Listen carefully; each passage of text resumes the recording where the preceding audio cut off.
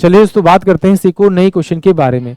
इस क्वेश्चन में एग्जामिनर ने कहा रमेश नामक एक व्यक्ति जिसके पास 100 वर्ग गज का एक प्लॉट है, अपने पड़ोसी सुरेश जिसके पास भी 100 वर्ग गज की जमीन है से 10% अधिक खरीदकर अपने प्लॉट को बढ़ाता है। 2 वर्ष बाद वह कुल प्लॉट का 10% पड़ोसी को वापस बेच देता है। निम्न में से कौन सा सही है? ऑप्शन ये एग्जामिनर ने पूछा है। तो देखिए सिंपल सी क्वेश्चन की लैंग्वेज में मैं क्या कहूँ कि एग्जामिनर ने क्या कहा है कि भाई एक तो है आपका रमेश और एक दूसरा पर्सन है सुरेश। रमेश के पास भी 100 गज जमीन है और सुरेश के पास भी 100 गज जमीन है।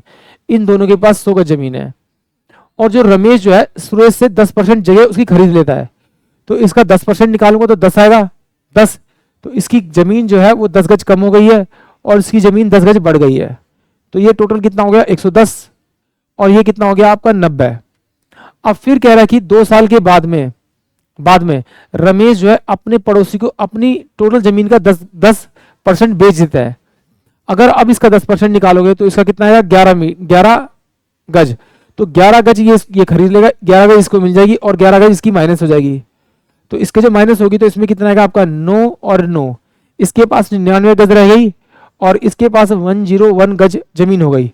तो जो फाइनल में सुरेश के पास रमेश से ज्यादा जमीन हो गई, यानी Suresh land is more than Ramesh, यानी कि ऑप्शन जो बी होगा वो इस क्वेश्चन के लिए करेक्ट होगा। आई होप आप सभी क्वेश्चन समझ में आया होगा।